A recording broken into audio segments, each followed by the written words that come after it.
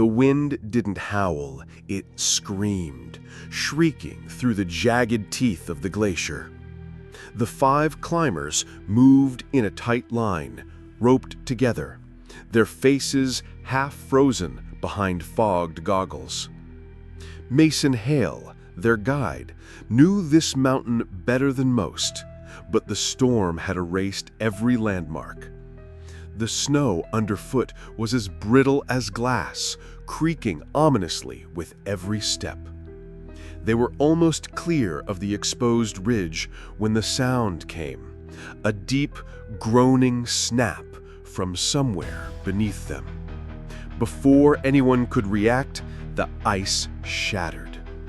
The world dropped out from under them.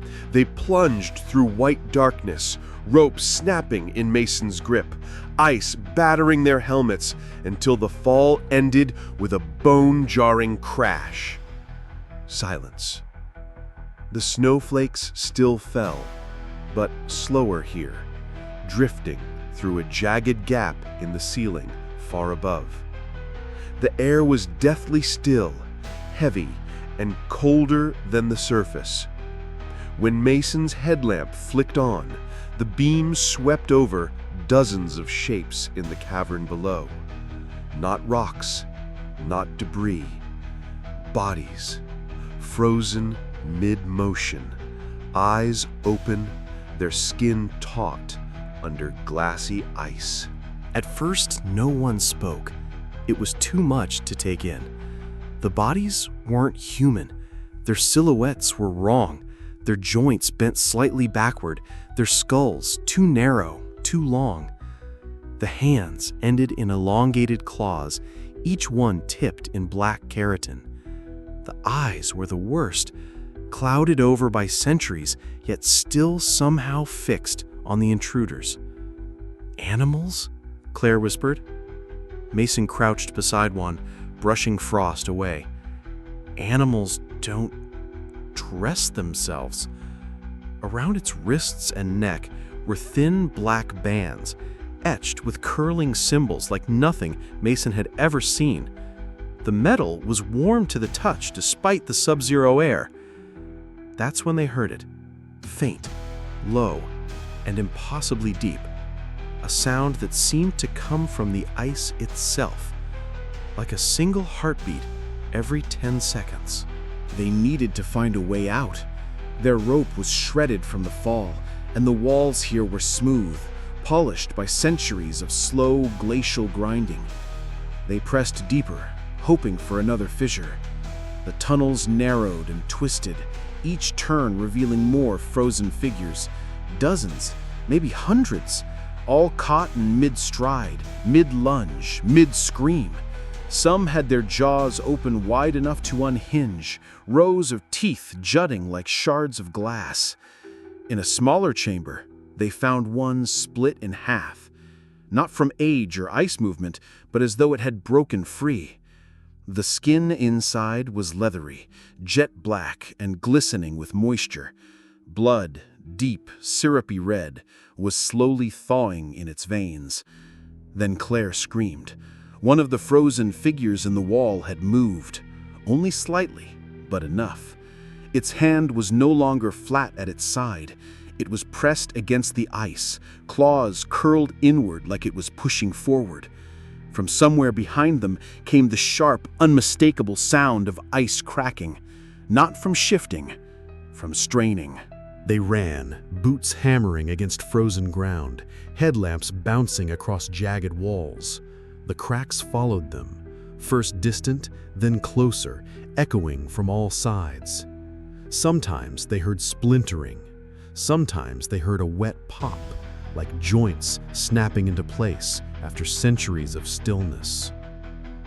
The first one broke free in front of them. The ice exploded outward, shards clanging against helmets, and a thing older than memory hit the floor on all fours. Steam rose from its skin as it sucked in its first breath in what could have been millennia. It straightened, towering over Mason, its pale eyes fixing on him. Then its mouth opened, and the sound it made wasn't a roar. It was a long, slow exhalation, as if savoring the taste of warm air. Another figure broke free to their right, then another. The cavern echoed with cracking ice and something wetter, the sound of thawed sinew tearing away from frozen walls. Lewis stumbled. He didn't get back up. One of the creatures pounced, jaws engulfing the side of his neck, tearing through the parka and skin beneath. The spray of blood hit the ice and hissed as it froze. The others kept running. The tunnel opened into a space so vast, Mason couldn't see the far wall. It felt like a cathedral carved entirely from ice, its ceiling ribbed with jagged stalactites. In the center yawned a pit so deep the light from their headlamps vanished inside. All around the pit stood more of the frozen things, hundreds of them, like an army awaiting orders. Some were still entombed in frost. Others twitched, their chests rising as they took their first breath in an age. The ground trembled underfoot, and Mason knew the heartbeat wasn't from the creatures. It was from below. From the pit rose a roar so low it made their teeth ache, followed by a slow inhalation. The air itself seemed to get pulled toward the chasm, dragging loose snow into the dark.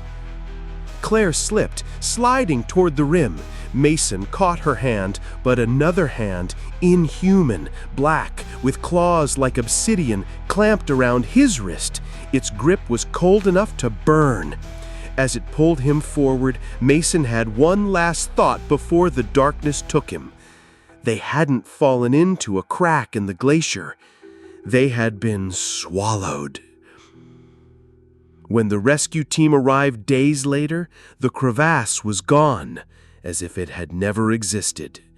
Only the wind remained, carrying faint, distant cracks from deep under the ice.